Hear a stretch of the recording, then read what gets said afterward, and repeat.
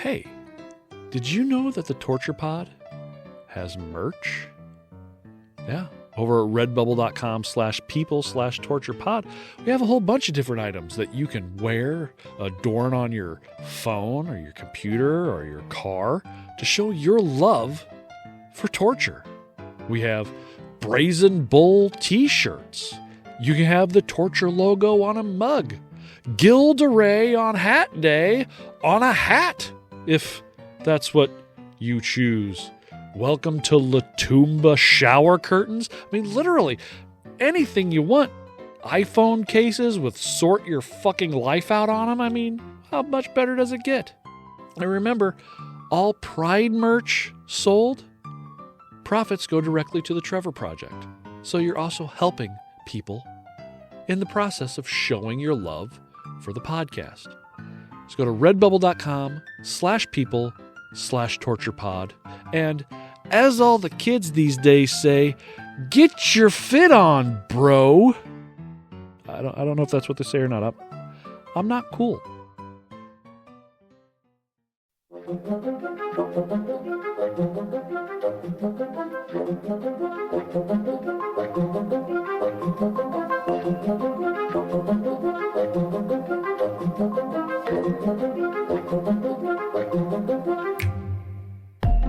The subject of today's episode will be the Cherokee trying to save their way of life through the American court system, while the Seminoles take a much more violent route. The Creek and the Chickasaw will both negotiate their removal with vastly different outcomes. We'll see the Phoenix shut down, and despite a Supreme Court decision declaring otherwise, a new president will go forward with the Cherokee removal, leading to 3 coordinated assassinations that will all but tear the great native nation apart. We'll find what comes after the thousands of deaths and ruined lives, and if the American government will ever stop fucking with these people on the 3rd and final episode of The Trail of Tears.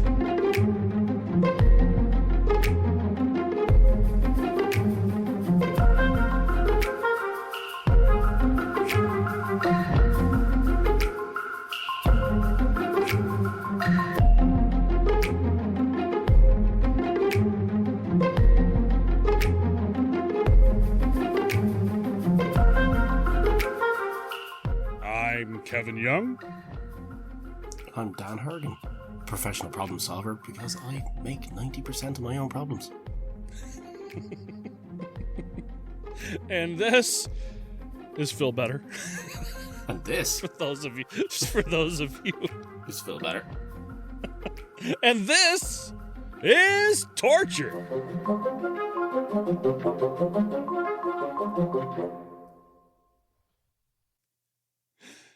Hey, you.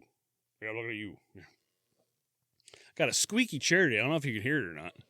No. Can't. No? Nope. He's just trying to cover up the sound of his farts. That's all that is. No, I just hit the mute button for that one. But my other chair got like no padding on it, and I sit on it, and after half an hour in here, I feel like I'm going to die. So I brought in one of the cushy chairs, and they're a lot more comfortable, but you get a squeak every 5 fucking every time I move around. And I'm a mover when I talk. I don't sit still. I like to use my hands. Yeah. And so you get a squeak, squeak, squeak, squeak, squeak, squeak, squeak, squeak. Gesticulation. Gesticulation. It's my favorite Metallica song. Oh, man, what are you up to? What's going on? How's life? The usual. Ups and downs, backs and forths, swings and roundabouts, and all the good stuff, and all the bad stuff, How about you? Oh, yeah. Super excited because in a week's time, I will be in the theater watching the new Evil Dead movie. Oh, yeah. I am super fucking excited about it. It will be the first Evil Dead I've ever seen in the theater. Was not able to go see the remake in 2013, and we weren't able to go see Rise. So this will be the first one. And apparently, from the people who have gotten advanced screenings of it, it is fucking intense. Sweet. And I am ready to see when it's on. My favorite horror franchise by far. It's not even close. No, to me, no other franchise even comes close to how much I love the Evil Dead franchise. And honestly, it's one of my favorite movie franchises, period. Evil Dead 2 is quite possibly my favorite movie of all time. It's I fucking words. It is absolutely fucking fantastic, though. And the third one, it is. I love the way they go from pure horror, especially for like a cheap made movie. An awful lot of those were better as well. Like, I mean, even like give like the original Living Dead, for example. Like, I mean, I prefer the 90s one, but for what it was made for and everything like that, it's unbelievable. Yeah, if you see a movie made then that had a budget over like $1 million, you're thinking $20.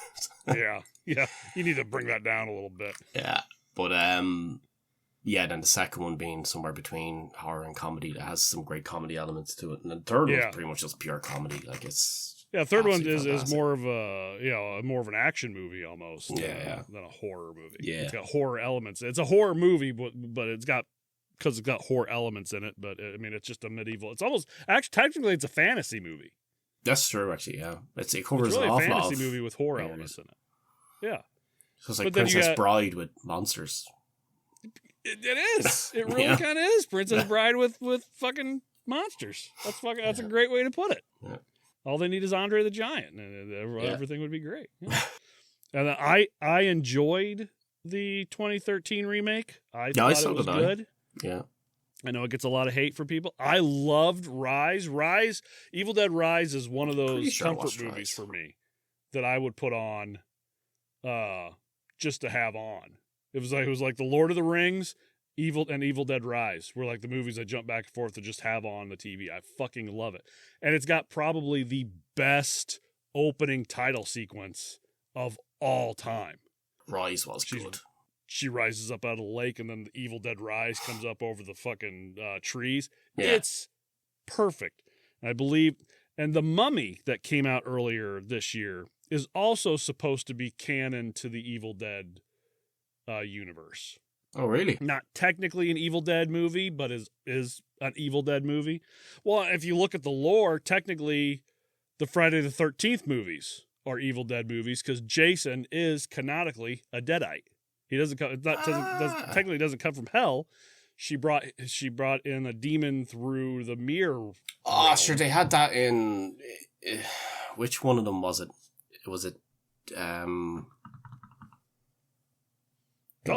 Jason Goes to Hell or something? There was one of the movies that they had, and they had the dagger in it, and they said it was the only thing that could kill him. Yeah. Was the whole thing. Because that was the one where the heart kept jumping from place to place. It goes to his ancestors. Ever. That's the reason he was constantly trying to find a descendant to basically move into, which they just made up in that particular movie at the time. Yeah, to explain why he keeps coming back to life, even though they showed how he kept coming back to life. Apparently, they did the comic book, and the comic book. I guess they did a crossover thing in the comic books. And the creator of it came out, and he's like, yes, this is all true. It's all canon. Jason is a Deadite. So is Freddy one then too? Freddy's not a Deadite, but that does mean that Nightmare on Elm Street is in the same universe as Evil Dead. The Evil Dead. So all three, I know Bruce Campbell came out and did a thing. It was like they were going to do a cross. It wasn't going to be Freddy versus Jason. It was going to be a Freddy versus Jason versus Ash. Oh. But they wanted Ash to die. They wanted Ash to lose. And he's like, Ash doesn't fucking lose. So him and Sam Raimi pulled out of it. Yeah, but it was going to be the three of them going against each other. And obviously you were going to have Ash win. I mean, he's the human fighting he obviously was supposed to win, but they wanted him to die. And they're like, no, we're not going to do that. But then you got fucking Ash versus the Evil Dead, which is have you ever seen that show? Haven't watched it, no. If you get a chance, it's so fucking good. It's funny as shit. Great kills, great Deadites. I love the Evil Dead franchise so fucking much. We're going to watch The Mummy probably sometime this weekend if we can get it on streaming. And then next weekend we're going to go see Burn. And then in another year, I think it's a year and a half, they have another one coming out. Mm-hmm. Apparently this one that's out now, they had to take an entire scene out of it because if they would have left it in, the censors would have marked it as an NC-17 movie instead of a rated R movie. All right. It was so graphic. It was like, holy shit. Now I need the fucking director's cut of this thing because I got to see what that fucking scene was. Yeah, that's bad. So, yeah, I'm super excited, man. Super fucking excited about it. I have to go. I'd like to see a new Jason movie. The thing is, I loved some of Friday the 13th. Not all of it. I was a big Jason fan. More Michael Myers fan than anything. But two very different ends of the spectrum, I think, there in some ways. Yeah. But, yeah. Like the first one is the best one, ironically. You know, the second one is probably literally the next best one. Yeah. And then they kind of go downhill from there. I might take the second one over the first one myself, but I mean, it's all, it's the twist though is a big part of it. Is. You know, it's you would not see that coming at all. You know? Yeah. And I think that kind of helps it, lends to it, you know, but yeah, it was very different as well, and especially, like, you see why they went down the route they ended up going down, but I didn't mind the remake they made a few years back of Friday the 13th. Was that not like back in like 2003 or something, or was there? No, I don't think. No. I think you're thinking of the Texas Chainsaw Massacre remake they made. Let me see. I thought they made one like 2006 or something. 2009. Oh, that's what sorry, that's what I was thinking of then. Yeah. I didn't mind that one. I thought it was halfway decent. I enjoyed it. Yeah. Now the Nightmare on Elm Street one that they made a few years, around the same time with Jackie Earle Haley, that I thought was complete shit. But I didn't mind the remake they made of Friday the 13th. There's also a Crystal Lake TV series coming out. Yeah, I saw that too. It's prequel. Yeah. Also, the remake they made of Texas Chainsaw Massacre with Jessica Alba, or not Jessica Alba, with Jessica Biel, I thought was wonderful. I thought the ending of it was fantastic. Yeah, the beginning of it was great. When it's just the found footage shit of them down in the basement or whatever. Of the compound, and he comes out, starts killing. I thought I enjoyed that movie. Now the one they made a few years later with Alexandria Daddario was fucking horrible. I don't really remember that one. I remember the Jessica Biel. That's the one where she throws the chainsaw at her. She's like, "Do your thing, cuz." It's fine. It was just so bad. Yeah, it was supposed to be a direct sequel to the first one, and she's supposed to be playing like a 40-year-old, which you look at her now at how she looks at 40, and you're like, okay, I get it, because she looks damn near exactly the same as she did back when she was a teenager. Absolutely phenomenal. But no, it was so bad. It was so fucking bad. Yeah, it's so like bad. I got mixed up between that and the Jessica Biel one at one stage because I forgot who was in it. And I remember the scene before. I was like, I don't remember this stuff. It was obviously the other one that I watched that I actually enjoyed. Hello, Smudgy. All right, well, come here to me. She finally woke up and Smudge? I wasn't there. So. Kitten. All right, well, when last we left off, the Choctaw had just been moved off their land and to a new settlement west of the Mississippi, and the Cherokee were getting ready to take the state of Georgia to court. Now, why were the Cherokee taking the state of Georgia to court, you ask?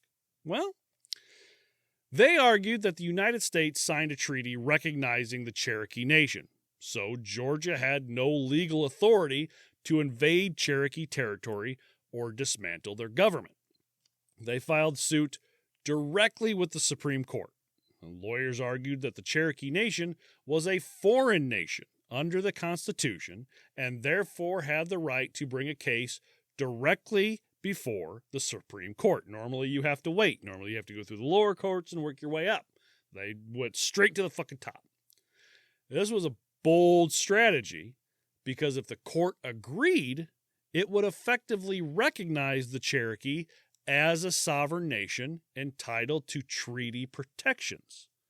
So, the case reached Chief Justice John Marshall, who examined the question. Was the Cherokee Nation actually a foreign nation under the Constitution? And he determined, no, it was not. and since are these they indigenous people that are from this place that we just took over? Yeah, are they foreigners? Get out of our country! I think they saw it more as we're a separate country, even though we're in the same land. So if you were to take the borders away, it'd be like Canada and America, or Canada and the U.S., or Mexico and the U.S. It's the same land mass, just different nations, which technically Canada and Mexico would be foreign to the United States. I think that's how they were looking at it. Right. But then you're a nation you are within the borders of another nation. It does make it kind of messy. So they decided that they could not bring the case straight to the Supreme Court, and it was dismissed. However, in his opinion, and I don't know how they do it anywhere else, but after a big decision is made to the Supreme Court, justices will write what's called an opinion to put out so everybody could see why they decided on what they decided on. Okay. And in John Marshall's opinion, he wrote, the Native nations were actually, quote, domestic dependent nations, comparing the relationship to that of a ward and a guardian, which, yes, may sound a little condescending, but this did acknowledge that tribes possessed a distinct political status separate from the state. So while neither side was happy about the ruling, it did give the Cherokee other avenues to try. And the opportunity came quickly with the case of Worcester v. Georgia. Yes, this is now a law podcast, everybody. We went from a history podcast to a treaty podcast to a law podcast. Welcome to Law and Order, Torture for You. Dum. Dun, bum, bum, bum, bum, bum.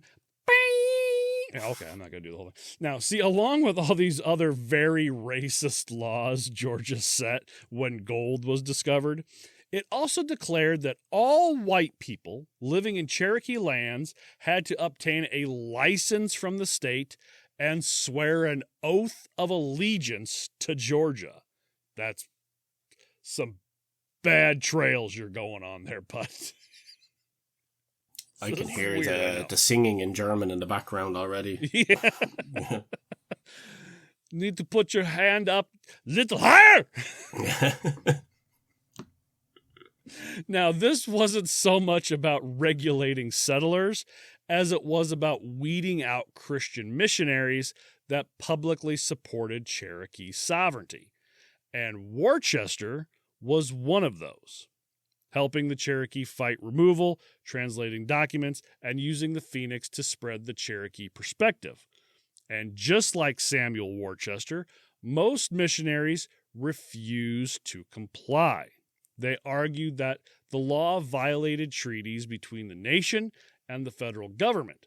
And in September of 1831, Georgia authorities went into Cherokee territory and arrested Sam Worcester and a bunch of other missionaries. They were convicted of violating the licensing law, and they were sentenced to 4 years hard labor. It's a guy they named the sauce after. Yeah. So, he should have his own shire, and we shall call it Worcestershire.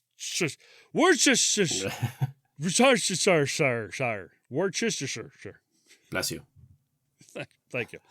Now, while many of the other missionaries eventually accepted pardons from the governor, Worcester refused, believing that accepting a pardon would be admitting that Georgia was in the right when he knew they weren't.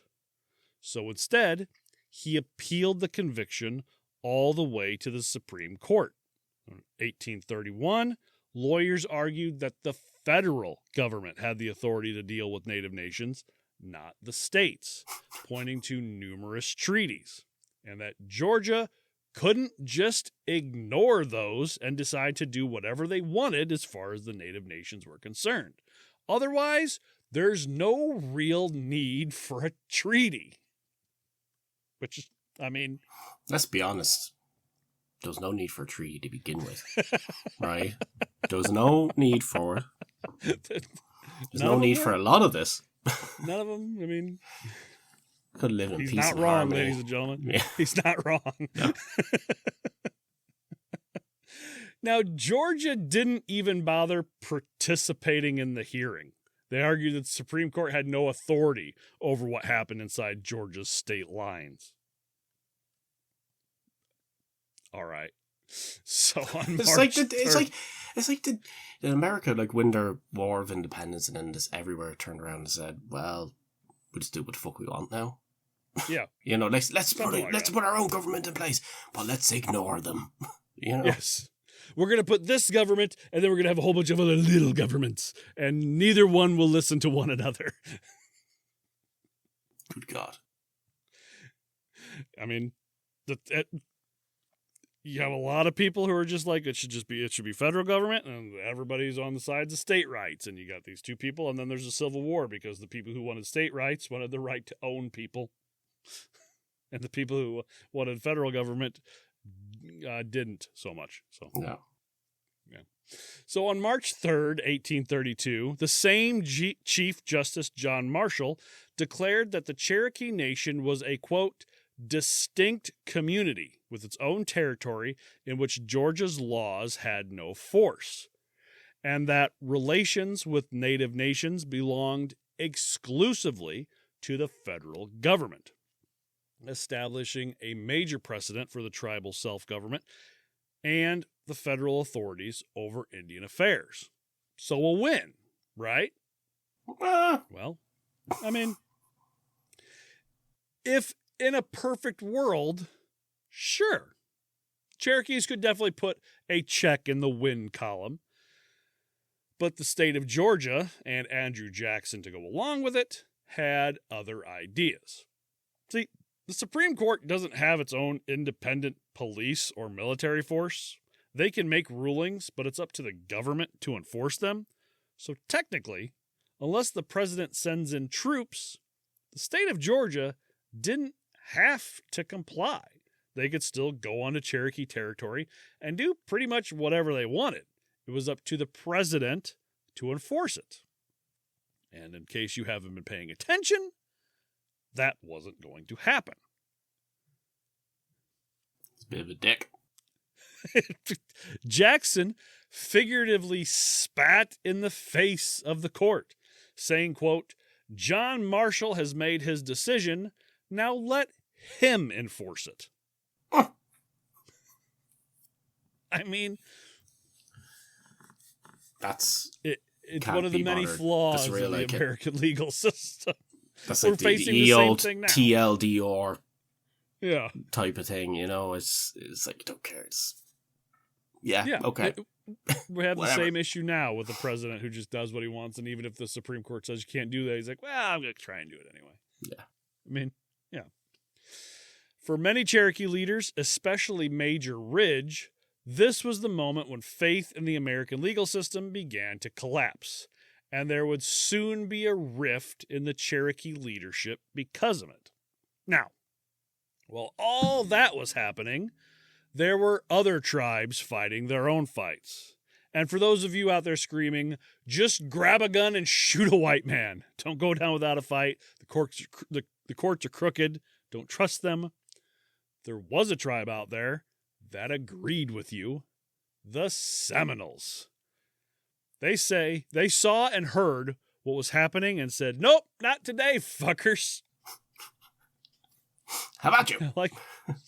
Like we had discussed in the second episode, the Treaty of Moultrie Creek forced the Seminoles to surrender large parts of Florida and move onto a reservation. Made out to be a permanent solution, it wasn't. And as the whites pressured for more land, the idea of opening up more Seminole territory gained traction. So in 1832, federal officials negotiated the Treaty of Payne's Landing, stating that Seminole Seminole representatives would inspect lands west of the Mississippi and, if satisfied, would agree to relocate, which they did. Problem was, many in the tribe argued that the representatives were pressured into accepting the land and that they had no actual authority to commit the entire tribe to removal. Which, the being pressured into accepting it is probably very true. Yeah. I don't know if they went through a voting process to decide who their representatives were going to be or if they just got picked. The white man showed up and went, I'll have you, you, and you. And they picked like 3 kids. And they brought them to where there was like a set of swings off to the side. Like, what do you think of this guy? It's just a water park over there.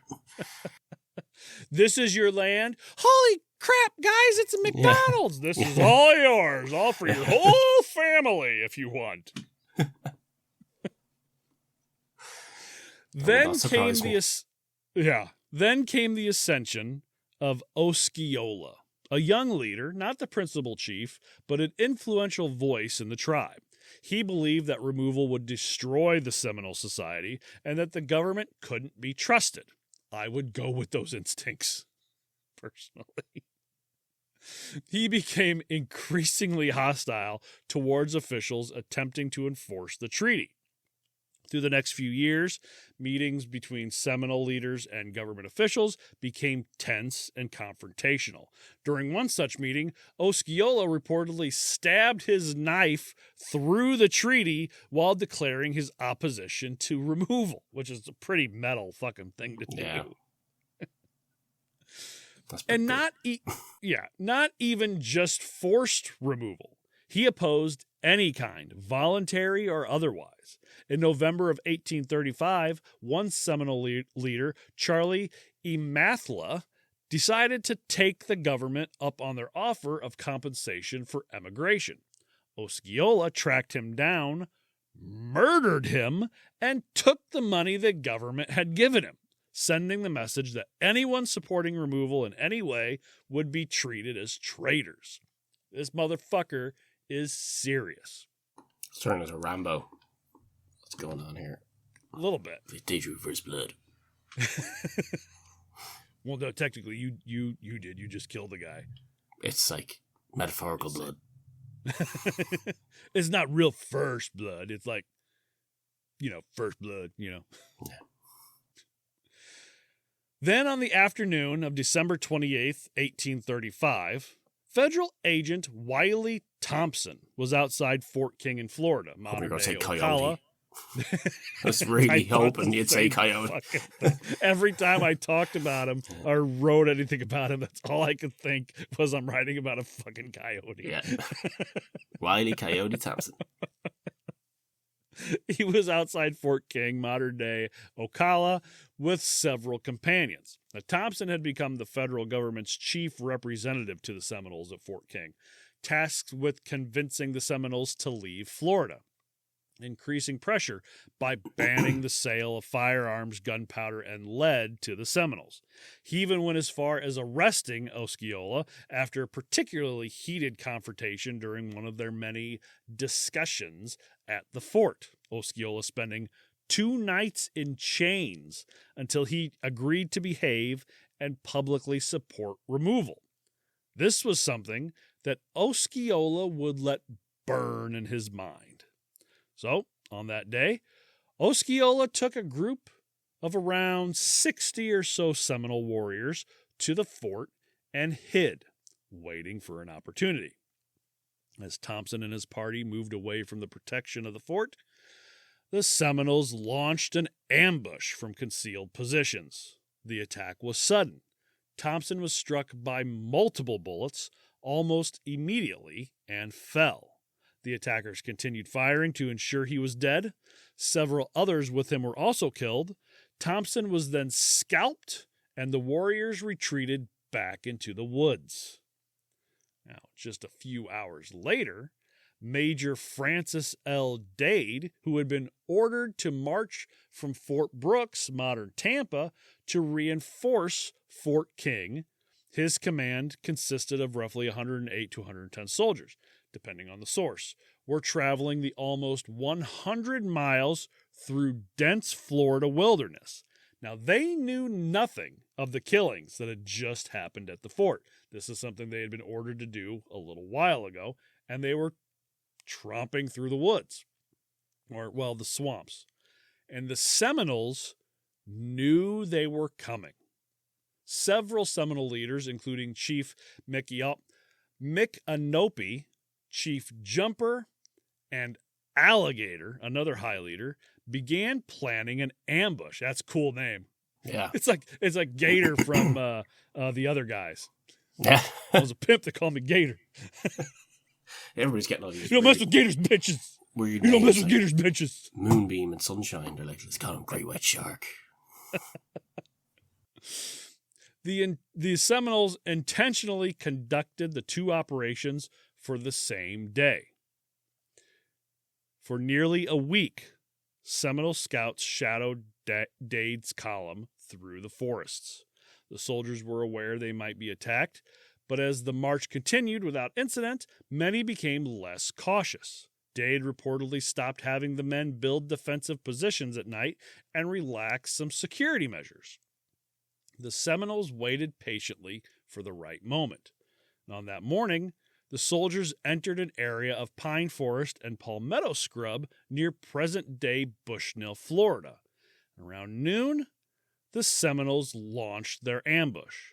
First shot was reportedly fired by Chief Micanopy himself. According to tradition, he aimed directly at Major Dade and killed him instantly.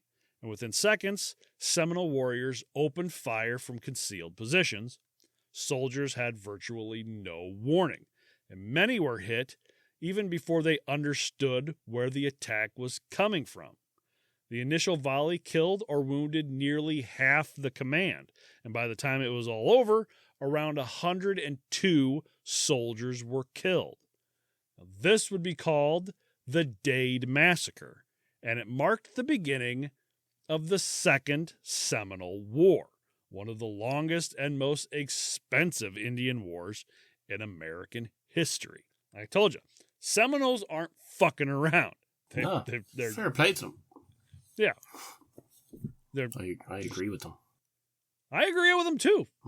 Fuck the white man. Yeah, I love the guerrilla warfare tactics. That's exactly what it is, and they will continue to do it. Now, unlike the Creek War or other earlier conflicts, there were few large battles. Instead, like Dan, you just mentioned, Seminole fighters used guerrilla tactics. Seminoles would ambush from a hidden position, kill as many as they could, and then retreat back into the brush. American troops tried to follow the natives afterwards, but struggled with Florida's swamps, rivers, and the Everglades as a whole. Unlike many other battlefield terrain, most of the time you think of a battlefield, you think of a big open field, hard ground, and everybody just kind of hits. That is not Florida. No. You are in a different world, my friend. So unlike many other battlefield terrain, the backwoods and swamps of Florida were just as big a threat to white Americans as the Seminoles were. The heat and humidity, diseases like malaria, dysentery, and yellow fever often killing more soldiers than combat, insects like yellow jackets, fire ants, pus caterpillars, kissing bugs, ticks. Redneck cannibals. Those two. And the worst of all, the ever-present and utterly relentless mosquito, with a ratio of literally over 1 billion to 1. For every person, there's about 1 billion fucking mosquitoes. Invent a ye old bug zapper. Exactly. Not to mention the alligators, American crocodiles, rattlesnakes, cottonmouths, and the rare but dangerous bull shark. Yes, you can find sharks in the Everglades. It's just walking around. like that from that one zombie movie, the zombie TV show with all the zombies inside of it just running through the Everglades. Yeah. Bull sharks have this unique ability to go from saltwater to freshwater and not I die. didn't know that. So they can actually travel upstream. Go through bayous and stuff like that. Exactly. If you wanted to. That's pretty cool. Yeah. Many troops who arrived expecting a short campaign found themselves trapped in years of frustrating and dangerous combat. And as those years dragged on, the U.S. committed more and more to the conflict, fighting not just the Seminoles, but also escaped slaves that saw the Seminoles and much of Florida as a safe haven, becoming known as the Black Seminoles. Entire villages were burned, crops destroyed, native families captured, and deported across the Mississippi. And still, the Seminoles went deeper into the Everglades. Now, while the Seminoles were fighting the good fight, other tribes were not having near as good of luck. After the conclusion of the Creek Wars years before and the Creek surrendering 20 million acres of land, Jackson not only took the land owed to the U.S. through the Treaty of Fort Jackson from the Red Sticks, but also from the Creek groups that fought alongside the U.S. Kind of the whole reason they were trying to fight alongside was so they wouldn't also lose all their land. Guess what? Joke's on you. They took that too. Yep. Foreshadowing. Should have saw that coming in hindsight. Yeah, it's pretty stupid. Really, in some ways. It's. Here's our 10,000th treaty. This one here bypasses all other treaties, which means all their land so far is given to us. But if you sign this treaty and you fight alongside us, we won't take any more. Yeah. Now, is this treaty?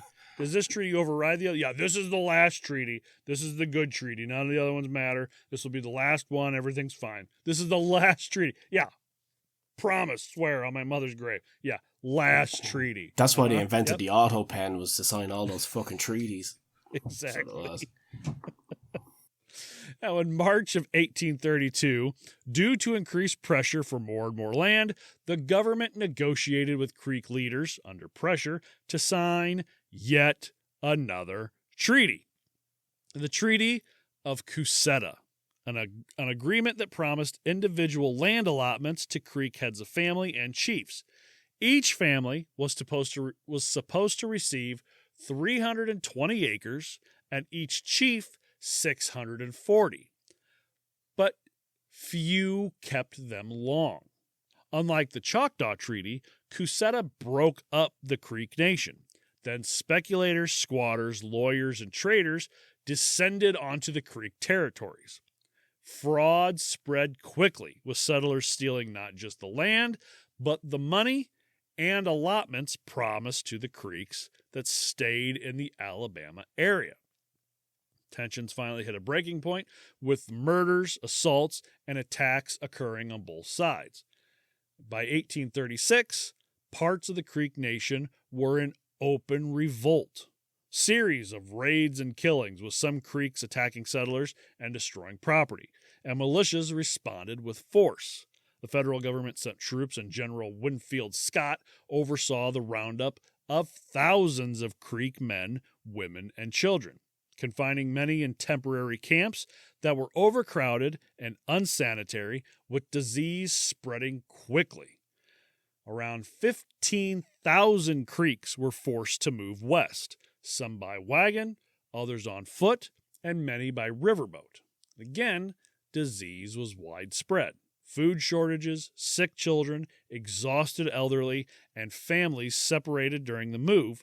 Somewhere between 3,000 and 3,500 Creek dying during and shortly after the journey. So you got 15,000 of them, and you just lost a fifth of them. It's ridiculous. Yeah. Sheer insanity. I keep moving to try and talk into the microphone of Phil's thing, thinking it's my microphone. It does. I would urge anybody who's listening to this to go take a look at the YouTube real quick, because we are both paying homage to our Canadian friend. Now back to Indians being kicked off their land. Yeah, onto funner stuff. onto murders and shit. Now, with the political showdown of the Cherokee, the warfare of the Seminoles, and the violence with the Creeks, it's sometimes easy to overlook the removal of the Chickasaw, often called the Quiet Removal. In 1832, their leadership signed the Treaty of Pontotoc Creek, which instead of the Chickasaw immediately agreeing to move west, they agreed to sell their homeland to the U.S. government while they searched for new territory. The U.S. would then sell the land to settlers, and the money from those sales would go to pay for the Chickasaw. Problem was, the Chickasaw had to give up their land without a permanent place to go. It's like selling your house to somebody before you have another house to move into. Yeah. Now you're living in your fucking car. Then you so panic now we have thousands buy, of Chickasaws end up in a living in their shithole. fucking car. Yeah.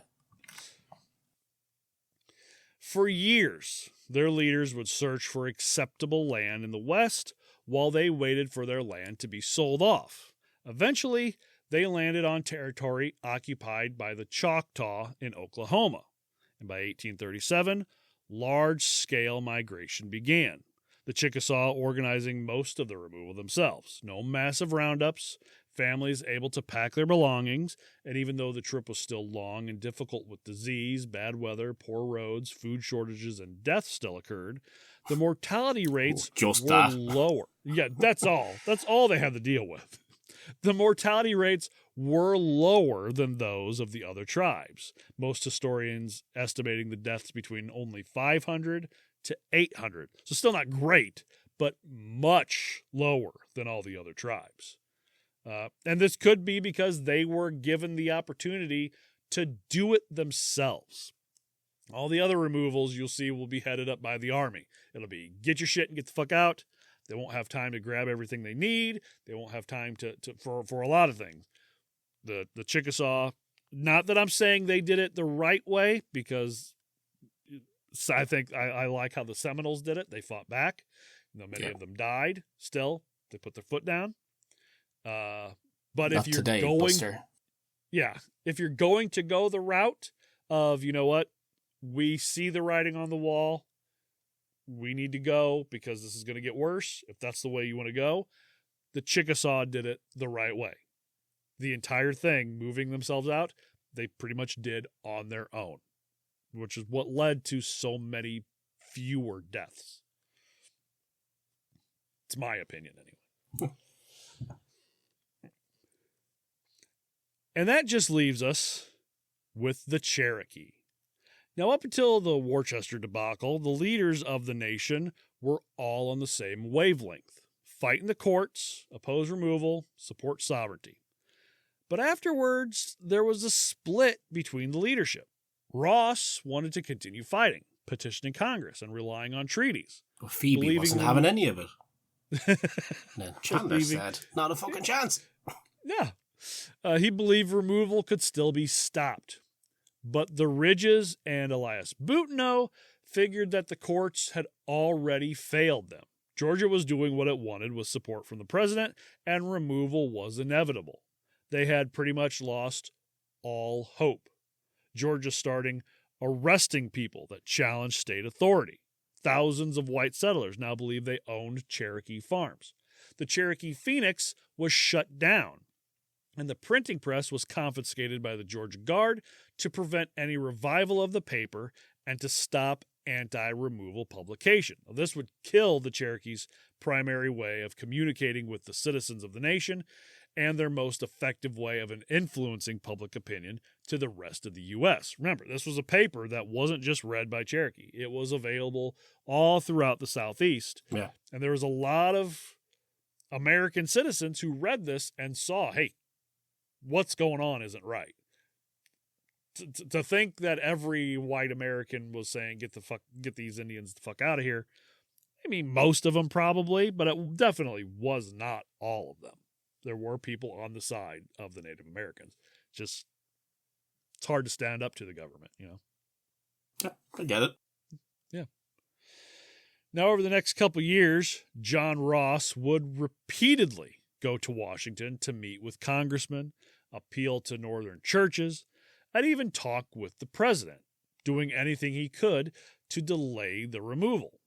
He remained popular among the Cherokee for his work to do so. And in 1835, the Cherokee National Council met at Red Clay in Bradley County, Tennessee, where thousands gathered to reject any proposal to surrender land, reaffirming its opposition to removal. The Jackson administration grew increasingly impatient. Officials wanted a removal treaty before Jackson left office, but Ross and the Cherokee government would not sign one. As a result, federal negotiators began dealing directly with the minority faction called the Treaty Party, led by Major Ridge, John Ridge, Elias Boutneau, and a smattering of supporters. They believed that removal was inevitable, and that if the Cherokee continued resisting, settlers and state authority would simply seize the land without compensation, and the nation would be destroyed. This was an incredibly unpopular opinion. He should be destroyed. I suppose they never once saw the irony in all this stuff where they got rid of a tyrannical asshole. Yeah. And then became a tyrannical asshole themselves. Yeah. Something like that, yeah. You become the thing you hate, as they say. And they're working pretty hard on doing that. I think we've done that pretty well. We've become the thing we hate pretty well. It's a difficult it's a difficult position to be in because, yes, on one hand, you want to side with Ross and say, no, we're not going anywhere. But you can, I understand where Elias Boutneau and the Ridges are coming from because the government is going to take the rest of the land. It might, if you don't sign treaties and you fight back, yes, not that they should, but they will. But they will take the rest of that land. It's going to happen. Yeah. So is it keep fighting the good fight until the last man and then whatever happens, happens? Or do you say, get out while the getting is good, get what we can and go? The vast majority of the Cherokee are going to side with Ross and say, no, we need to keep fighting. Because that's kind of the Native American spirit. You fight to the last man, you know? There are very few. Huh? I appreciate that. Yeah. Yeah. Totally appreciate it.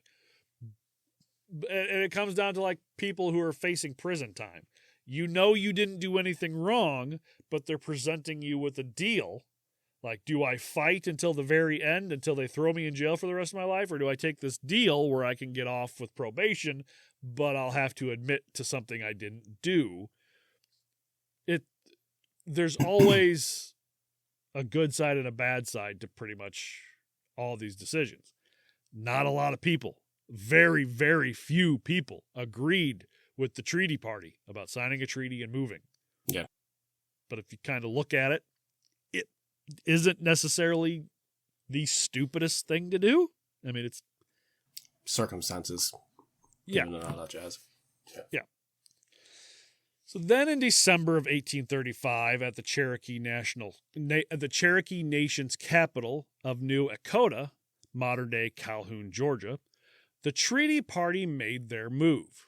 With Ross and the elected Cherokee government officials absent from negotiations, Major Ridge and the others met with federal commissioners and signed the Treaty of New Echota, surrendering all Cherokee lands east of the Mississippi River in exchange for Western Territory, financial compensation, and time to relocate. And while the treaty party saw this as a painful but necessary course of action, Ross and the overwhelming majority of the Cherokee saw it as an illegitimate agreement signed by men who had no authority to speak for the nation. Remember, John Ross is technically the chief of the Cherokee Nation. Major Ridge, John Ridge, Elias Boutneau, they have extremely high places in the nation as far as the politics go, but John Ross is technically the last final word that's supposed to happen with the Cherokee. That kind of went over his head. Doesn't surprise me either. Yeah. Yeah. They just don't seem to give a fuck.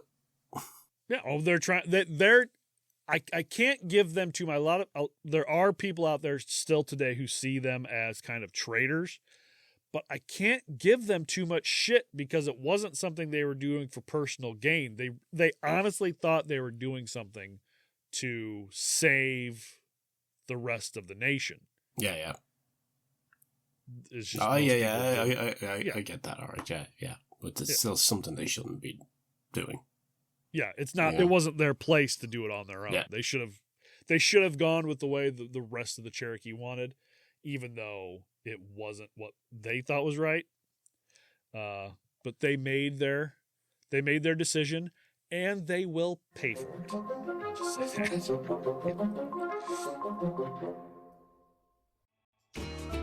One of the problems with growing a beard is proper beard care. Going on a website or even to a brick and mortar store and seeing dozens of different options, whether it be oils, washes, balms, lotions, razors, butters, or just a massive amount of different companies all trying to sell you virtually the same product with a different logo. It can be difficult and overwhelming. And even worse, see, I already fucked it up. And even worse so if you're trying to buy beard products for someone else. Well, thebeardstruggle.com has made that process infinitely easier with their beard kits and bundles. Anything from a simple oil kit that gives you day tonic and night elixir, to the complete beard care bundle that gives you the day and night oils, beard shampoo, beard conditioner, beard balm, and the Viking Sea Mineral beard mask. The beard growth bundle that comes with the Voxter growth accelerator and the derma roller. To Cracky Shave Kit that gives you everything you need to keep your beard short and trimmed up. To the mother of all beard kits, the Apex Bundle 2.0 that comes with 15 different products including the heated beard brush and straightener. And if you're still just not sure what bundle to get, you can take their beard routine quiz, and the Beard Struggle will tell you what the best beard care routine and products are for your specific beard type and price range. The Beard Struggle takes the confusion out of what to get.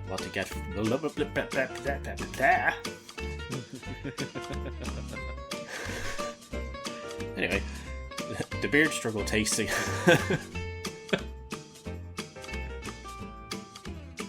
the reading the ad struggle.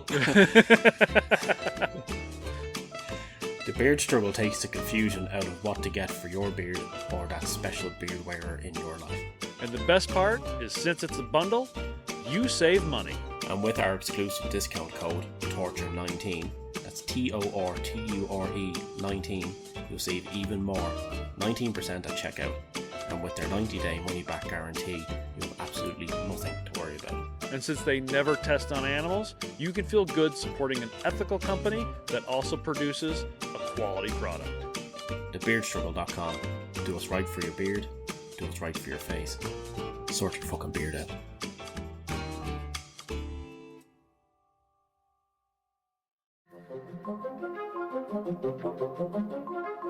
Now, instead of turning to violence against the party, which many others would have done, Ross launches a massive political campaign, organizing meetings and gathering signatures to oppose the treaty, one of the largest petitions ever assembled in the U.S. to that point, with around 15,000 Cherokee signing the document. Now, considering there were only between 16 and 17,000 Cherokee, nearly the entire nation agreed with Ross. Like, when I say the overwhelming majority, I'm talking 90+% of the Cherokee were not happy with this decision. But the other guys won on the collegiate vote because it's a bullshit system in the end. Yeah, so. Exactly. Now, Ross personally took these petitions to Washington as proof that the treaty didn't reflect the will of the people. In May of 1836, the vote came. Under the Constitution, treaties required approval by 2/3 majority of senators present. The Treaty of New Dakota passed by 1 vote. So it very close. All of this, 2 people sick on that day that can't show up to vote could have changed the entirety of American history. Yeah. For a short amount of time, I suppose. They would have came back with something else. No matter what happened, the Native Americans were losing that land. Look, butterfly effect, you never know. You might not have Starbucks everywhere if that hadn't happened. You never know. I suppose. Yeah. I suppose. It's a possibility. Now, Ross continued to fight, spending the next 2 years petitioning the government, hoping that the next administration might reconsider the treaty or that Congress would have a change of heart. But once ratified, the government set the deadline of May 23rd, 1838, for the Cherokee to remove themselves voluntarily. So they had the next 2 years to pack up their shit on their own and move. No armies forcing them, no getting put in camps. Just get your stuff, take as much time as you need to get where you're going, as long as it's not here. You don't have to, it's the whole 2 a.m. at a bar. You don't have to go home, but you can't stay here. Yeah. Thing. And so if May 23rd, 1838 is 2 o'clock in the morning when you got to get home, the rest of this time is like between 2 and midnight. You got those 2 hours to get the fuck out of the bar and go wherever else you're going to go. It's not going to be here. Now, Ross continued to meet with the new president, Martin Van Buren. That's right. Even though Jackson is known most for the removal of all the Indians, he wasn't in office when the Cherokee were displaced. He had done his time and gone. That's how long this fight was lasting. Unfortunately for the Cherokee, Van Buren mostly agreed with Jackson on the subject of the native people. He was, after all, Jackson's vice president. So, gonna get far. Look at the dipshit we have in office now and his little minion, JD fucking Vance, whatever his name is this month, because he's changed his name so many times. Same thing. Now, elected in 18... Elected in 1836, he viewed the removal program as settled government policy. And when he took office in March of 1837, he saw the treaty as a done deal that needed to be enforced. Now, by the May deadline, only about 1,500 to 2,000 Cherokee had emigrated west. And most of those had been long before the Treaty of New Echota. Remember, a couple episodes, the second episode, we had talked about how there were a handful of Cherokee that said, you know what, we see what's happening, and they got the fuck out. Yeah. Those were really the only ones up until the deadline day that had moved. Everybody else pretty much said, fuck it, we're sticking it out. So, yeah, still around 15,000 that were hanging about. Still in the homeland. Yeah. So the day after the deadline passed, federal authorities moved into action. General Winfield Scott took 7,000 U.S. soldiers and militiamen and spread them through Cherokee territory. The roundup began. A typical roundup might begin at dawn. Soldiers would arrive at a farm, sometimes giving the family only minutes to prepare. In many cases, people were forced to leave behind furniture, tools, livestock, crops, and personal possessions. Some accounts describe food still being cooked over fires or meals left on the table when families were ordered out. The Cherokee were often permitted to take only what they could quickly gather. Homes, barns, orchards, and fields that family had spent years building were abandoned almost immediately. Many people believed they might return once the situation was sorted out. Most never did. Several eyewitnesses described elderly people having particular difficulty. Some were too old or sick to walk long distances and had to be carried in wagons or supported by relatives. Others resisted leaving simply because they could not imagine abandoning the homes that they had lived in their entire lives. There are accounts of elderly Cherokee weeping as soldiers escorted them away from their family farms and ancestral burial grounds. Children often experienced the roundup with confusion and fear. Families were sometimes separated temporarily during the gathering process. Parents worried about losing track of children in the crowds moving towards the stockades. Young children frequently did not understand why they were leaving home or where they were being taken. Many had never traveled far from their communities.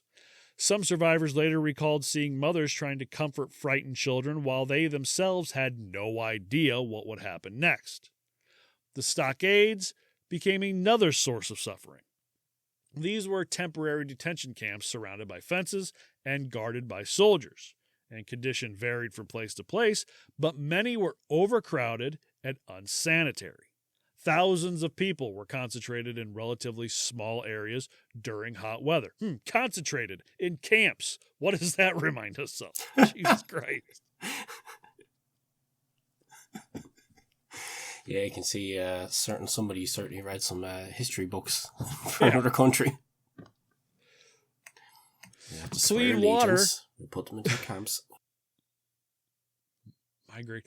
Now, when do they get to the ovens? Oh, there were no ovens, Fuhrer. Americans should have used ovens. I said glass of juice. Treaties. We need treaties. We need the treaties now. Give me all the treaties. It didn't work then. They won't work now. Clean water was not always readily available, and disease spread quickly. Measles, dysentery, and other illnesses appeared in several camps. Some Cherokee died before the journey west even began. In certain stockades, family watched relatives become sick and die while waiting for removal orders. In many areas, white settlers moved onto Cherokee lands almost at once. Some entered abandoned homes before the owners had even reached the stockades. Farms, orchards, and businesses that had taken decades to build changed hands rapidly. Not every roundup unfolded the same way. Some soldiers attempted to treat Cherokee families humanely and avoid unnecessary cruelty. Others were far less sympathetic. Much depended on the officer, local militia units, and other circumstances. Now, the Cherokee traveled in a number of different detachments using a combination of river routes, steamboats, wagons, horseback, and long stretches on foot through 1838 and 39. That would be weird if it was in the 1900s. Holy shit. Yeah. That'd be I'm not going to say a little bit worse. It's still pretty shit, no matter when it was, shit. But like it would just it'd make it hit home with everybody a bit more, I think. Yeah. Well, you would think that, but the Nazis were less than 100 years ago, and they've made a big resurgence. So I don't. That's because they acknowledged their wrongdoings and they've spent the entire time over in our country trying to make up for it. Whereas over in America, they seem to just be like, let's not cover that part of our history. That's exactly what, and that's what they're pushing for more and more. Let's not teach the children the bad stuff. Just teach the children all the good stuff. Yeah, because America's great. It's the land of the free. And that's the same problem they had in Germany when Hitler showed up. He's like, Germany's fucking perfect. Fuck all these other people. Germany's great. We didn't do anything wrong. Never did. It's like, and it takes an Austrian to make us realize how great we really are. Let's, you know what? I all of a sudden have the feeling that I need to kill a Jew. That's just how it works. Somebody tells you how great you are, and you want to start killing Jewish people. Can't beat a bit of genocide. I don't know. Now, different groups face different hardships depending on when they left and how they traveled. The first removals in the summer of 1838 were organized by the U.S. Army. Federal officials thought river transportation would be the fastest and easiest method. Several groups were loaded onto steamboats and flatboats that traveled down the Tennessee River into the Ohio and then towards the Mississippi and the Arkansas rivers. Now, on paper, this seemed efficient. In practice, it was a disaster. Summer heat was intense. The boats were overcrowded, drinking water was often poor, and disease swept through the confined conditions. Cholera was a particular fear throughout the United States during the 1830s, and outbreaks occurred along portions of the route. Many Cherokee became sick before they had traveled very far. The suffering was so severe enough that John Ross later convinced federal officials to halt some of the military organized removals. After observing the failure of the summer detachments, Ross negotiated an agreement allowing the Cherokee Nation to organize much of the migration itself. So, taking the Chickasaw kind of Yeah. route.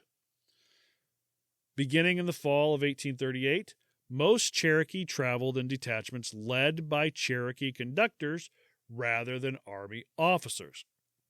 These groups generally moved overland. A typical group included hundreds of people along with the wagons carrying supplies, elderly people, young children, and those too weak to walk the entire distance.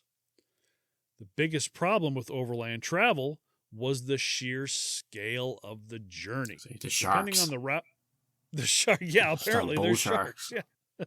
Just running around on land. Yeah, that's where street sharks came from.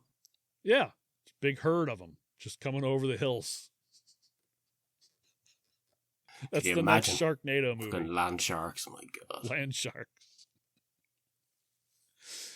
Depending on the route, many Cherokee traveled between 800 and 1,200 miles, or roughly 1,200 to 2,000 kilometers. Kilometers, however you want to say. I don't think I've even walked that far across my entire life. I would. I've spent most of my life avoiding having to walk that far, so I might not have. Now, roads were often little more than muddy wagon tracks. When rain fell, wagons became stuck and progress slowed dramatically. River crossings created additional delays. Entire parties could be forced to wait for ferries or suitable crossing conditions while supplies dwindled and sickness spread. Most Cherokee walked day after day, often in poor weather. A typical day's march might cover 10 to 15 miles. That may not sound extreme, but doing it for months while suffering from illness, malnutrition, or exhaustion was devastating. Oh, yeah, of course it would be. Yeah. It's like, well, we're just going to walk 10 to 15 miles a day. I can do that. And then a couple months in, you're like, I don't want to do that. Yeah, you can imagine when the Proclaimers wrote that song. Yeah. And I imagine some Native Americans would be like, yeah, try it, buddy. Just try it. Yeah, because after you walk the first 500 miles, that second 500 miles is like, I don't think I want to do that. I don't think you were worth it, lady. I don't think you were worth it. Now, as terrible as the summer heat had been, the fall and winter brought a different set of dangers. Many groups encountered freezing temperatures, snow, sleet, and ice. Some crossed the Mississippi River during bitter winter conditions. Try saying that 5 times fast. Bitter winter conditions. Bitter winter conditions. River crossings deserve special mention because they appear repeatedly in survivor accounts. Tennessee, Ohio, Mississippi, Arkansas, and numerous smaller rivers all presented obstacles. High water could delay movement for days. Low water sometimes made navigation difficult for boats. Ice occasionally created additional hazards. People often had to wait. People often had to wait in miserable conditions while ferries transported groups across in stages. First-hand accounts describe people without adequate shoes or warm clothing. Fires had to be built at night whenever possible, but fuel was not always easy to obtain. If it's the summer, a lot of stuff is dried out and gone or already taken. If it's winter, everything's frozen or wet. So there's not, and some of these you're not always near the woods. Some of these are just open prairies. There's nothing to burn. Exposure became a major killer, particularly among the elderly and very young. Food was another constant problem. The government provided rations, but distribution was not always reliable. Delays caused shortages. Supplies sometimes spoiled or failed to arrive on schedule. The Cherokee often supplemented their diet through hunting, trading, or purchasing food when possible, but opportunities varied depending on the location. Malnutrition weakened many people, making them more vulnerable to disease.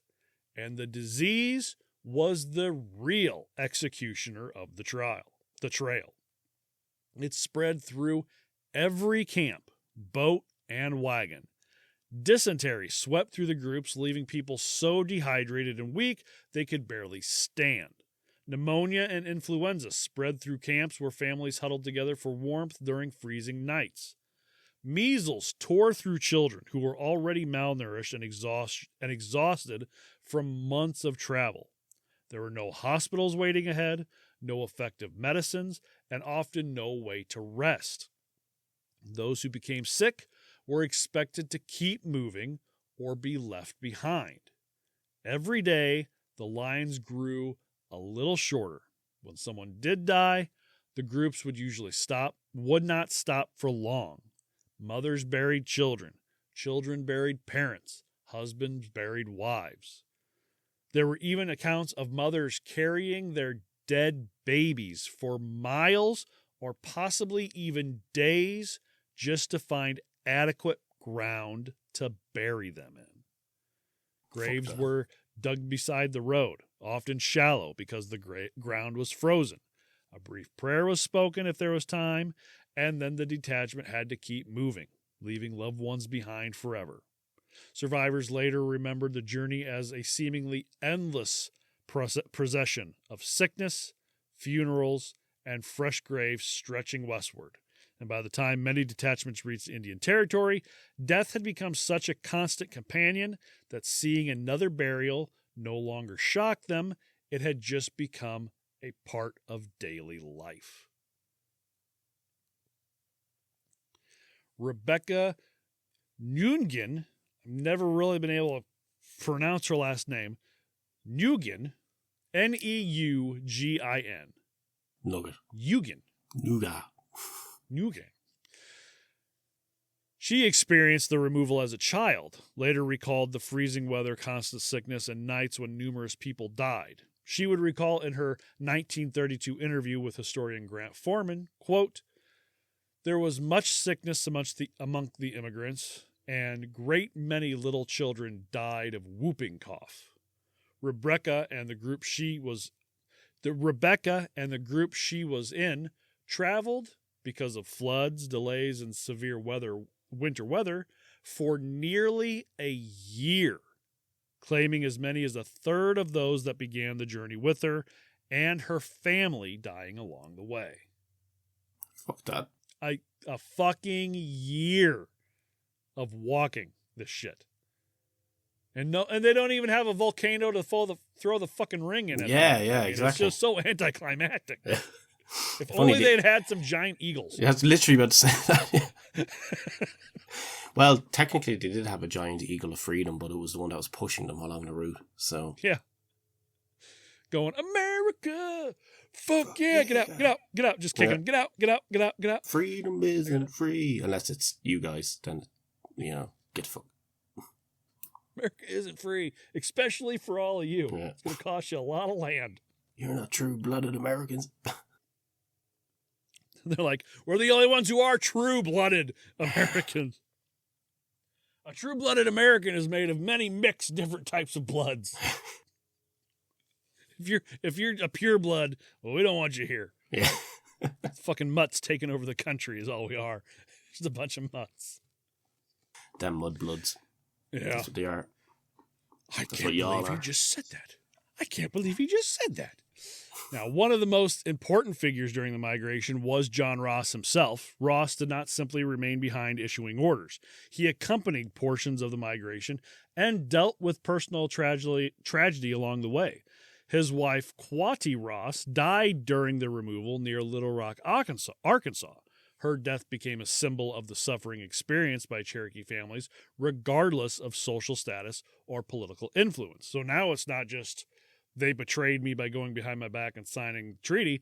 Now he's lost his wife because of this. And you got to think that if they were still on their land, she would have lived longer. But, I mean, so had thousands of others. So. No, it just got personal. That's what it is. You see him just tying the bandana around his head. Yeah. No, it's first. I said they took first blood. Now, between the roundup, the time of the stockades, during the journey, and the first months after they arrived at their new homes, around 4,000 Cherokee perished. That's roughly 20 to 25% of the nation was now dead, along these roads. At least they named a car after them, though. To commemorate it. Yeah. Yeah, but it's a Jeep. Yeah, well. But it's a grand automobile. But it's a grand Cherokee. And unfortunately for many, after they reached their new territory, the worst was yet to come. The first problem was simple survival. Many families arrived exhausted, sick, and impoverished. Some had lost parents, children, spouses, or grandparents during the journey. Others had arrived with... Some had lost lives. Some had lost lives. Many. Others had arrived with few possessions because they had been forced to leave most of their property behind. Housing was inadequate, and many people spent months living in temporary shelters, cabins, tents, or crude structures while trying to establish permanent homes.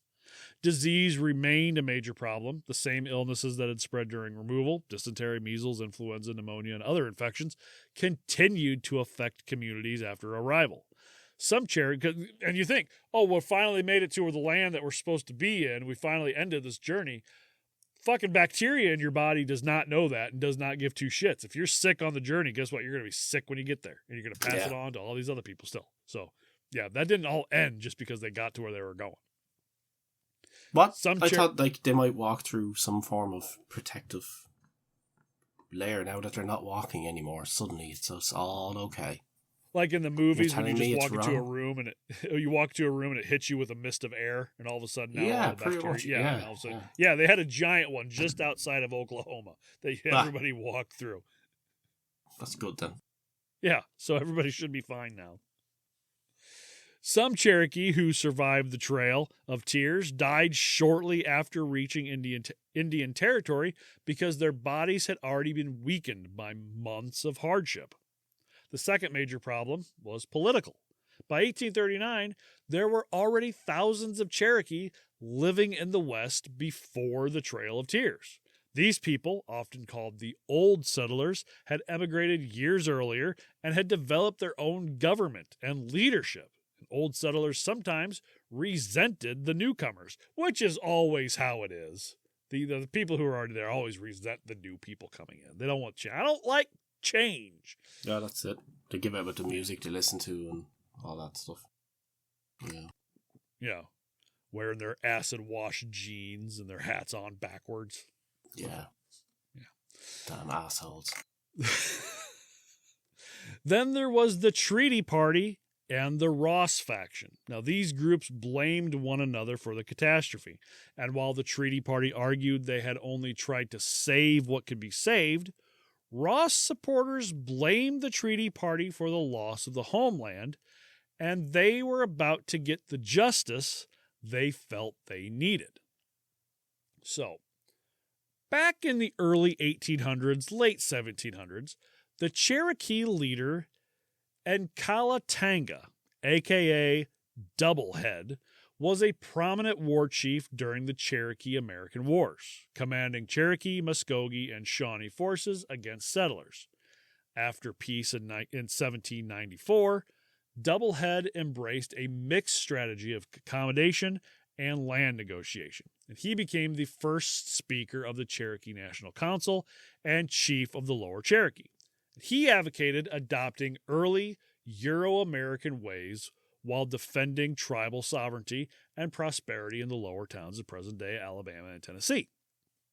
Doublehead's acceptance of land sales to the United States angered younger Cherokee leaders, including one Major Ridge. Now, according to traditional accounts, in August of 1807, Ridge and another Cherokee warrior by the name of Alexander Saunders confronted Doublehead on a trail near present-day Kingston, Tennessee. Saunders fired first, but only wounded him. Doublehead attempted to escape into the woods. Major Ridge then chased him down and struck him repeatedly with a tomahawk, killing him. Okay. After that incident, a principle became deeply embedded in Cherokee political culture. No individual had the right to give away national land. Over time, Cherokee law evolved to make unauthorized land secessions a capital offense.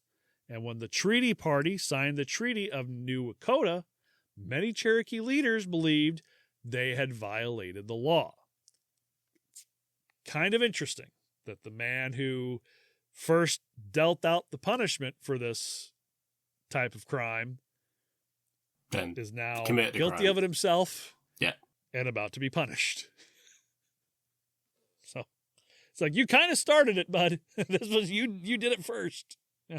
I mean, it's like the first ever crooked cop. Kind of. Yeah, sure. Now, on June 22nd, 1839, Major Ridge was traveling near his home when a group of armed Cherokee intercepted him. The attackers were waiting in ambush. Now, accounts differ on the exact details, but Ridge was shot multiple times and then stabbed, and he died on the spot. Witnesses later reporting that one of the attackers told him he was being punished for signing away Cherokee land. Ridge was approximately 66 years old. The same day, John Ridge was at home when a group of armed men arrived. They ordered him outside. When he resisted, they dragged him from his house. Then he was stabbed repeatedly and killed in front of his family. John Ridge was only in his early 40s. In the same morning, Elias Boutneau was reportedly asked to come help with what seemed like a routine matter. As he walked along a road, several men attacked him. Instead of shooting him, they killed him with knives and tomahawks. Some historians believe firearms were intentionally avoided with the two killings because the attackers wanted to carry out what they viewed as a legal execution rather than a battlefield killing. Boutneau died near his home before help could arrive. So, the three men who are most seen as traitors are now gone. Sayonara.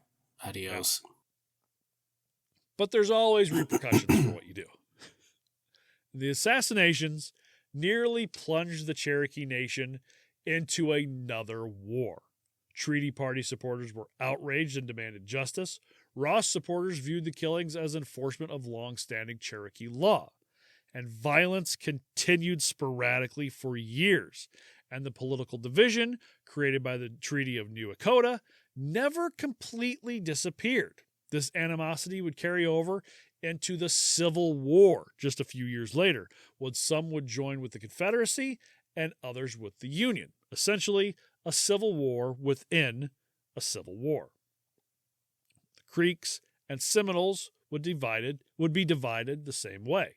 The Choctaw and the Chickasaw siding overwhelmingly with the Confederacy, mostly because many of the wealthier tribesmen were running plantation-style farms. So, slaves.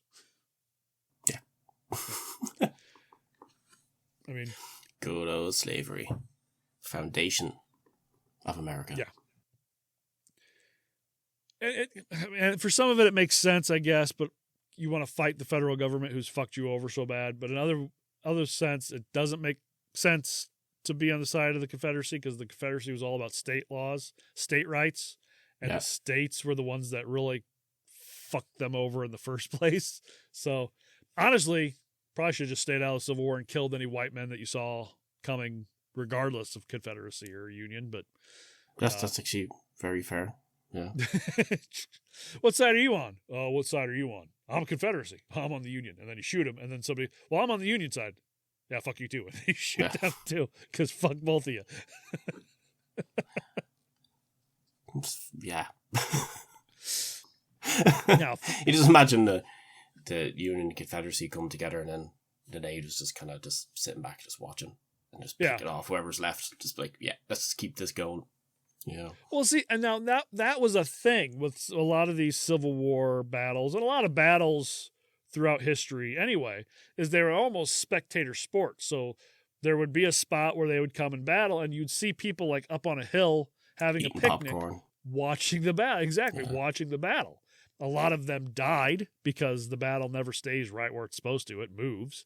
So a lot of people got caught in the crossfire. Like, I'm just trying to have a nice Suppose picnic. that's the risk. And your war got in the way of that. Yeah. I'm having my cucumber sandwiches and some tea. And the next thing I know, my wife gets shot in the face. And not in the fun way that I had planned on later. But you just see, all them picnicking and then just a line of Native Americans behind them. Like, look at all these fucking white people. Yeah. This is some white people shit. That's some white people shit. And you see, and then you got that one black Seminole going, fucking crackers. Yeah. Jive turkeys. Your jibber jabber. I watched Airplane not too long ago, so it's stuck in my head. Yeah. Such a great film. It really is. Now, through it all, the 5 tribes did go on to at least attempt to restart their nations. Schools, tribes go to war. Schools, courts, constitutions, governments. That's the 5 armies movie that Peter Jackson. Yeah, about fire. Yeah. Not the one about the one paragraph in the book, but you know. Yeah. Don't get me started on that again. I won't. So I still like the movie. Because it's a great idea for a movie. What? This. Read that right paragraph. Okay, what? That's the movie. That paragraph. We just had to embellish a few things. It'd be okay. Schools, courts, constitution, governments, all on the millions of acres in the soon-to-be Oklahoma that they were promised. But if we've learned anything in the last 3 episodes, in 1887, the U.S. unveiled the Dawes Act, a.k.a. the General Allotment Act, a law designed to dissolve communal tribal landholding and allot parcels to individual Native Americans. So again, all this land, how about never mind? Yeah. How about we redo that? We sign another treaty. How about that? Do you remember a time America went back in its treaties? Pepperidge Farm remembers. They just come to all the Native Americans, be like, nostalgia is a big thing. And like, I don't know, 50 years ago or so, we did this really cool thing where we signed a bunch of treaties. No, it was cool. It was cool. It was fun. We signed a bunch of treaties. It was a good time. You don't remember. I do. It was a good time. How about we do that again? Just for shits and giggles. How This about time we it'd be take different. Yeah. How about we take all your land? That's it. We should take all your land. So the law was designed to dissolve communal tribal landholding and allot parcels to individual Native Americans. Passed by President Grover Cleveland, who is my favorite Muppet, basically took the millions of acres that the tribes held as a whole and divided them out to individuals. Grover is actually my favorite Muppet, just so everybody knows. If you want to get me something that's Grover, I'm perfectly fine with it. Now, about 160 acres to each head of household, 80 to unmarried adults, and smaller allotments to minors. The land held in trust for 25 years before allottees would receive the full title and U.S. citizenship. And what happened to the remaining reservation lands that weren't allotted to the tribes? Well, they were opened up to malls. Whites. Lots of malls. Lots of malls. They were opened up to white settlers and the railroads. The railroads are a difficult thing when it comes to Native American relations. Yeah. Just going right through their land. Yeah. The tribes it's kind lost. Of crazy when you think about the whole thing, though, from start to finish. Like the history of America, all the settlements, the Brits, the treatment of, let's say, not even just the natives at that stage, what ended up happening with what you might refer to as Americans at the time versus the British. Then the Americans' treatments of the Indians, to then the American treatment of the Chinese, to then the American treatment of Africans, than the American treatment to Americans. Yeah. Where are we now? Where are we? Yeah, I was going to say it's to everybody. And that's the Mexicans, it's transgender people to LGBTQ plus. Meanwhile, the Canadians are just sitting there kind of going like, what the fuck are you guys doing? Don't let the Canadians fool you. They have plenty of their own problems when it comes to racism and shit like that. They just hide it better than we do. Probably. We're open about it. We're like, yeah, it's here. Canadians are like, no, and they got it all pushed to the back. Look, if there's any nation that's going to end up taking over the world eventually, I'd say it's them. Yeah, maybe. Just give you a few treaties and start slowly taking the land. They'll do it with plenty of passive aggressiveness. Treaty 8. They'll make you think that it's what you want. Yeah. Oh, they were so kind. Yes, of course I gave them all my land. Yeah, they just took back Alaska. Ooh, sorry about that. You know, we were just lending it to you in the first place, eh? Yeah. Really, thanks for keeping it warm for us. Yeah. No pun intended. Thanks for taking all the oil out of the ground for us, eh? Now we can all go hunt the 3 wolves that are left.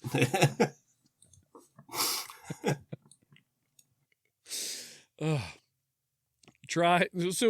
when it comes to the English, how they treated us and how we treated everybody else after that, it's like that bully that gets beat up at home by his dad.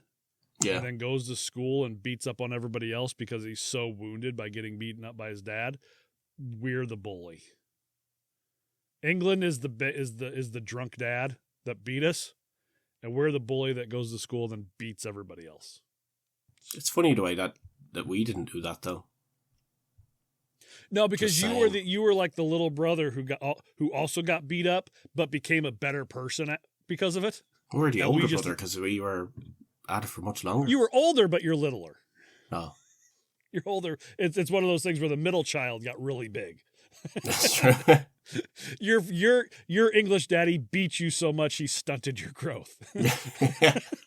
But you became a better person because of it. We just took all of our anger and pushed it towards others. Yeah, that's fair. Consider we are about the same size as Florida, I think, or some shit. I don't know how big we are. Yeah, the Seminoles would use you as a retreat. Yeah. Yeah. That's a walk to the shop for them. Yeah, pretty much. The tribes lost about 2/3 of their land by 1932. Many of these allotments were unsuitable for farming. It's like, see that big rock bed over there? Yeah, you could have that. Pretty much is what they're saying. Yeah. Nice. Grow some potatoes. Then there was the Curtis Act, which pretty much dismantled tribal government powers and abolished their courts. Then Oklahoma officially became a state in 1907, and the federal government expected the tribal governments to kind of just disappear. But they didn't. Now, the Choctaw would go about rebuilding. 1847, before the allotment, the citizens raised around $170, or $5,000 in today's money, and sent it as aid to the starving people of... Dan, any guesses? Alaska. Ireland. During the Great Famine in the 1840s. Yeah, and they just took the food and fuck off again. Yeah.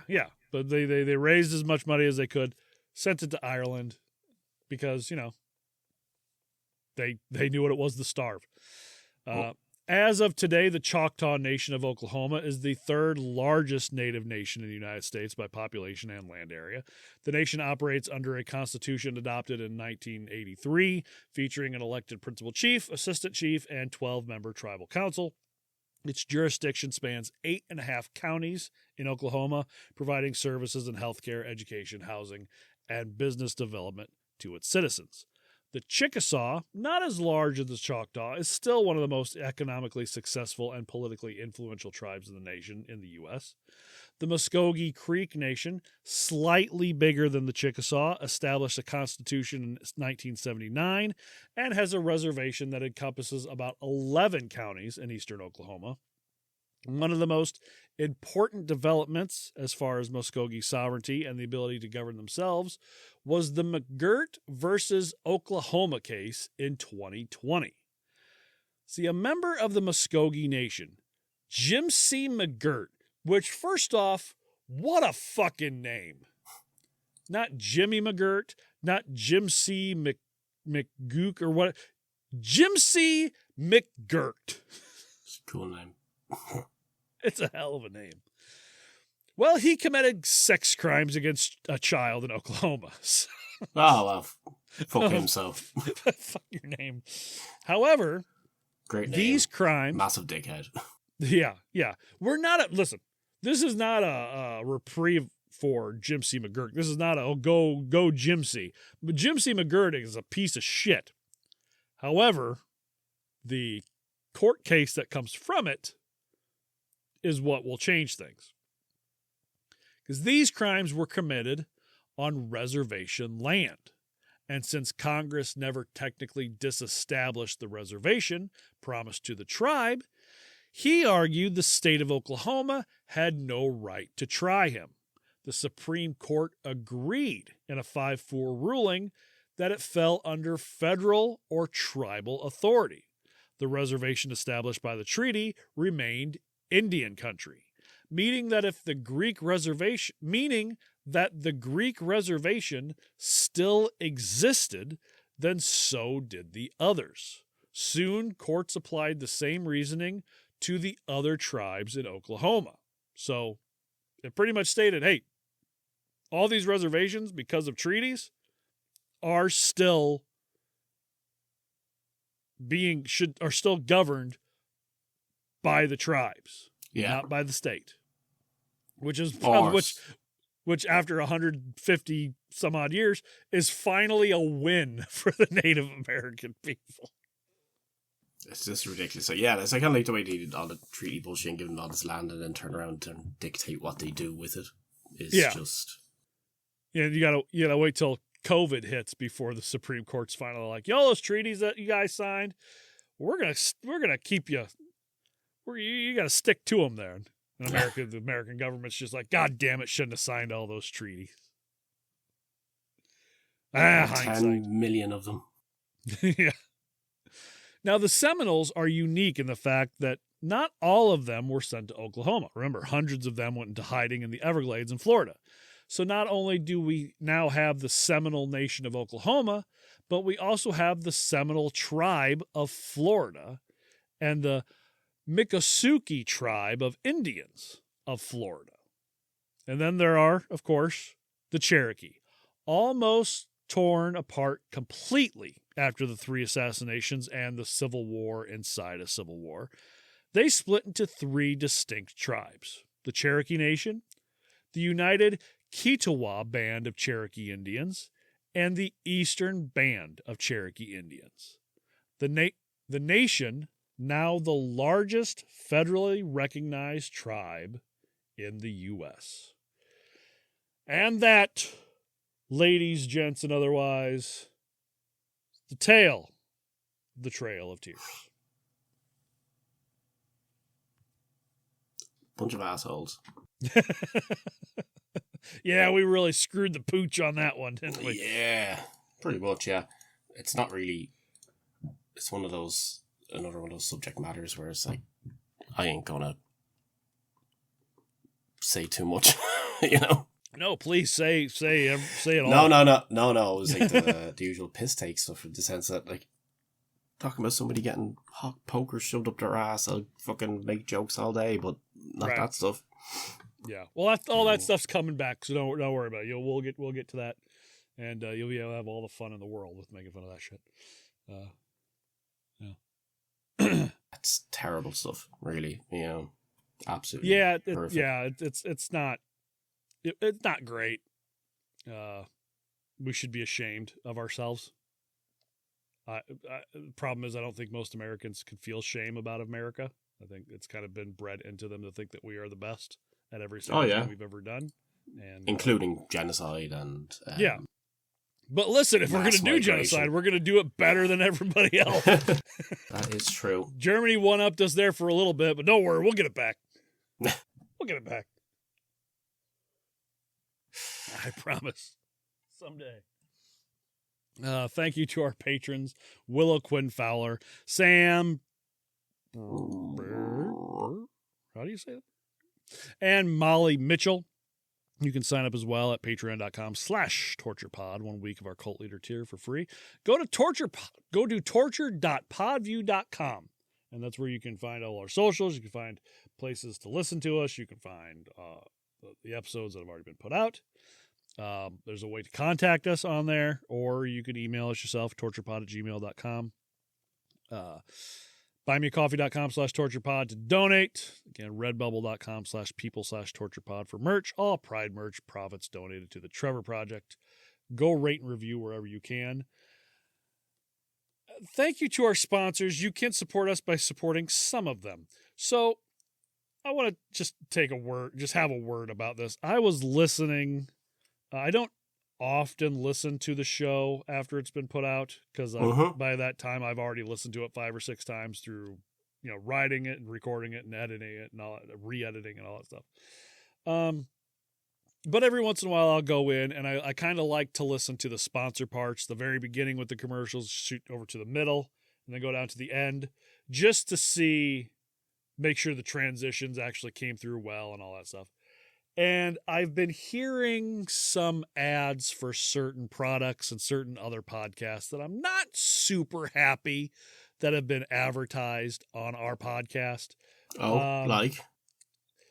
Well, there's this company that does like disaster prepping. It's a pretty much anytime anything ever says Patriot. Doomsday prepper type thing. Doomsday prepper type shit. Like packaged meals and stuff like that. They are heavily into the MAGA world. And there is a pretty strong, I can't remember the name of the podcast because fuck them, but there's a pretty strong right-leaning podcast that also advertises. I just need to, people who listen to this podcast have been listening to this podcast for a while. You hear those ads. You should know by now the ads that we agree with and the ads that we don't agree with, be it politically or otherwise. We have control of very little of the ads that are put on our podcast at this point. We are not a big enough podcast to where we can say these people can't or these products can't. There is a place, we post through Red Circle, there is a place I can go on there and say I don't want this or that on there, but I don't know the name of every single, I have to put them by name. It can't just be like, I don't want any golf or I don't want any other podcasts. You don't want any golf? Yeah. I have to go in there and name them by name. And it has to be perfect. Otherwise, they can still get played on here. So we don't control. Obviously, the Beard Struggle ads is ours. The merch ad is ours. The Pot Up ad, when I put it on there, is ours. We agree with those. We don't always agree with the commercials that are put on our podcast because they aren't sponsoring us. They are sponsoring the company that we go through. And you might say, we'll go through a different company. Well, that's great.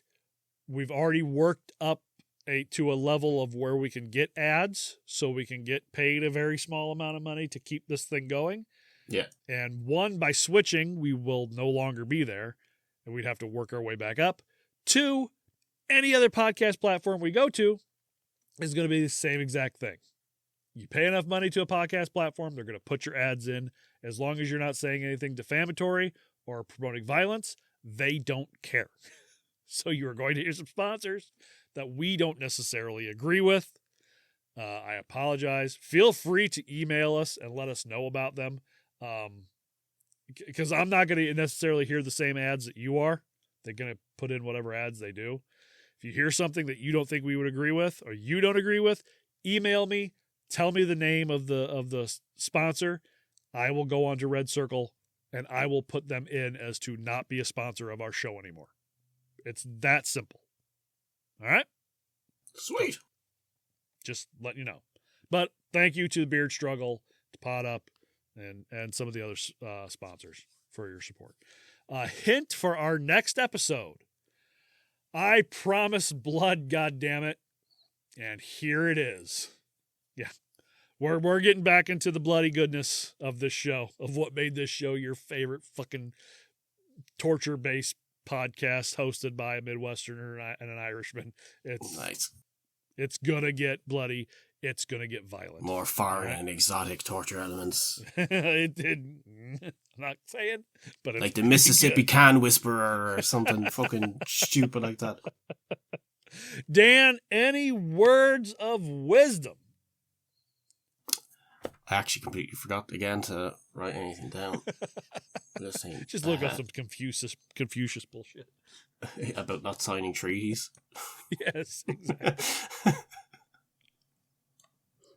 Yeah, here we go, right? So, I really should be preparing myself a little bit more than this, but, you know, I'm too busy jumping around Google looking at trails of tears, maps, and other things like that. Well, let's face it, we were jumping around Google looking for weird names of weird flavors of potato chips before we started recording. That's true, actually. Yeah. More wisdom for you. Go listen. Order yourself some Monster Munch. Go sign up for the Patreon, even if it's on the Cult Leader tier, for a week for free, and listen to the Before Show, because we talk about weird foods for a long time. Much longer than we should have. So long that we had to take a break. Simple one here then. If you lend somebody $20, has down here. So if you lend somebody $20 and never see that person again, it was probably worth it. So that is fantastic. I love that. Could be the best $20 you ever spent. Pretty much. Fucking hell. It's like that time we paid Phil to appear in the podcast and he hasn't come back. Oh, actually, we didn't pay him. Oh, we didn't pay him. No, what we did is we recorded our last episode with Phil, and then we took like 5 months off just to recover from it. Yeah. I had to recover from those antlers. That's what it was. Yeah, exactly. Again, go watch the YouTube video. It's good.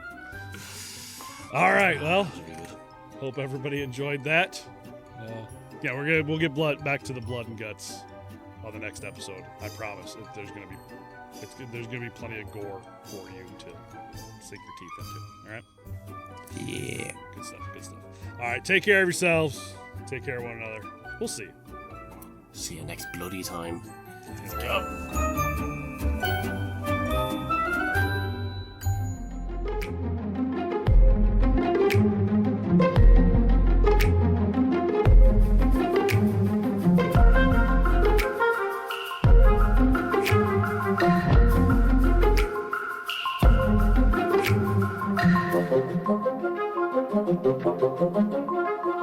Thank you.